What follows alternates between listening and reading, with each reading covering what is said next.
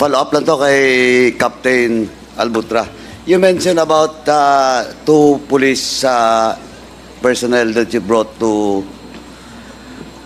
Calamba. Sino nga yung dalawa? Mr. Chair, PO3 Eugene Calumba and PO3, Eugene Calumba, Mr. Eugene Chair. Calumba, And SPO2, Melgin Bulandres, Mr. Chair. SPO2, Melgin Bulandres po, Mr. Chair. Bulandres. Yes, Active Mr. pa ba sila sa duty ngayon? Si Eugene Calumba po, Mr. Chair, ay namatay na po siya, Mr. Chair. Namatay. Opo, Mr. Chair. What cause of his death? Siya po ay namatay, Mr. Chair, sa Cebu City, Mr. Chair. Cause, ang tinatanong ko, ano yung Nabaril po siya, Mr. Chair. binaril? Opo, Mr. Chair. Kailan yon? Hindi ko na po maalala, Mr. Chair, yung date, Mr. Chair. Anong nature ng pagkabaril? Hindi mo na malaman? Sige nga. Yung Bulandres.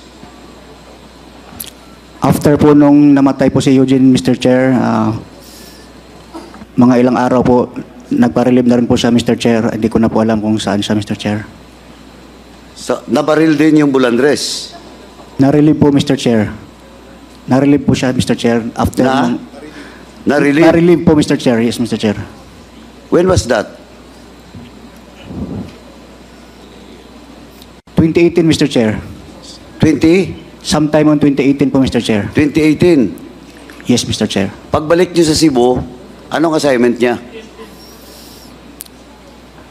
Sa Police Station 1, Mr. Chair. Under sa'yo. Opo, Mr. Chair.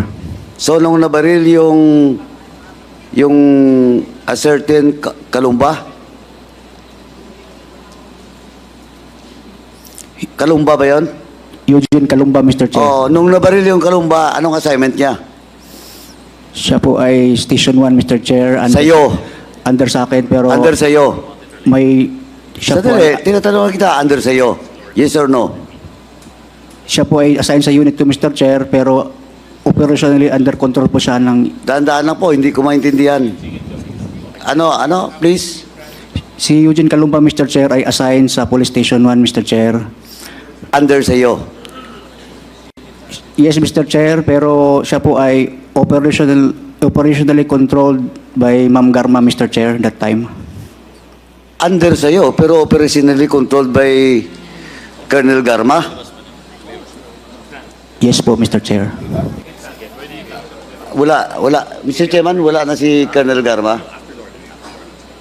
Chairman? Wala na si Colonel Garma.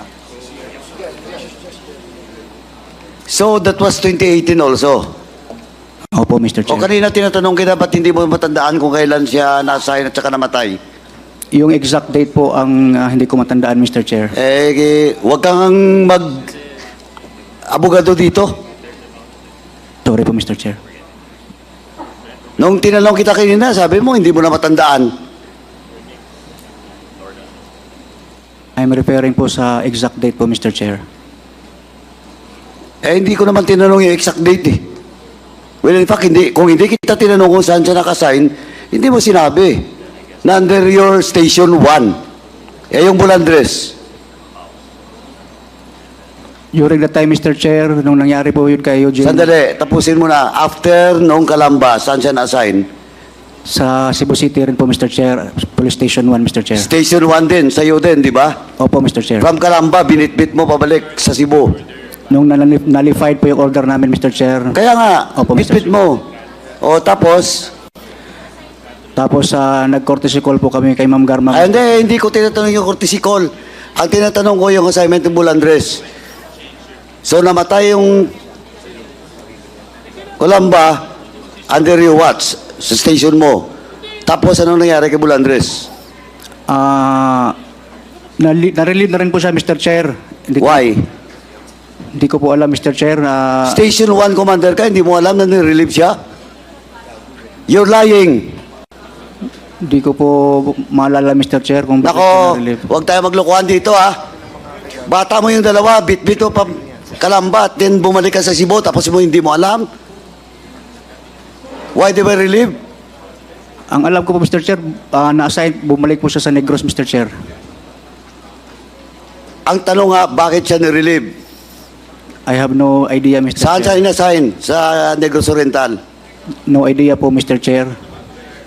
Kung Mr. Chairman, itong si Albutra, kanina pa to eh. Napakasinungaling to, kung hindi mo makorner, hindi sasagot ng tama. Ngayon, bata mo yung dalawa, tapos hindi mo alam. Eh, yung investigation with regards to the death of Kalumba, ba't siya pinatay? Hindi mo rin alam. Mr. Chair, during that time po, siya po ay... Hindi, tanong ko, anong motive? Ang kwento po nun, Mr. Chair, Anong motive? Pulis ka, hindi mo alam? Bata mo, hindi mo alam? Hindi mo man lang chinek kung anong motive? I have no direct idea talaga, Mr. Chair. Mr. Chairman, now I move to cite in contempt Captain Albutra for lying in this committee in violation of Section 11, Paragraph C of our rules. So move, Mr. Chairman. Second There is a motion to cite in contempt Major Albotra for violating Section 11, Paragraph C of the Rules of Procedure governing inquiries in aid of legislation. And it was duly seconded. Are there any objections? Hearing none, the motion is approved. Comsec, please take note that Major Albotra is now cited in contempt by the Quad Committee.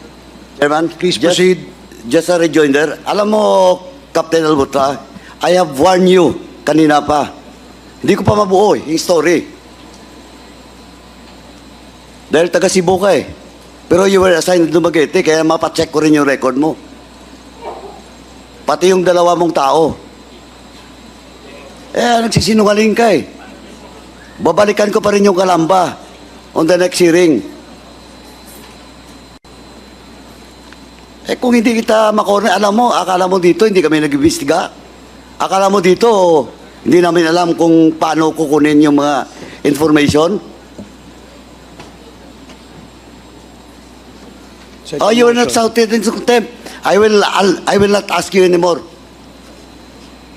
In the next hearing, you better cooperate. Next, Mr. Chairman, doon na muna ako kay Captain Albutra. Ang dami pa kong alam sa iyo. May sunod-sunod pa. In the next hearing, magkakaalaman tayo. Mr. Chairman, I would just like to ask, no? Kasi napag-usapan na rin yung Albutra. Second motion. Mr. Chairman, since Chairman Ako is not around, I will move to detain Captain Albutra in the premises of the House until the committee report will be adopted in the plenary. So move, Mr. Chairman. There is a motion, as stated, duly seconded. Hearing no objection, the motion is approved. Mr. Chairman. Major Albotra is now cited in contempt and to be detained in the premises of the House of Representatives until the duration and termination of the committee hearing of the Quadcom and until the committee report is approved and adopted in the plenary. Mr. Chair. Chair. Okay.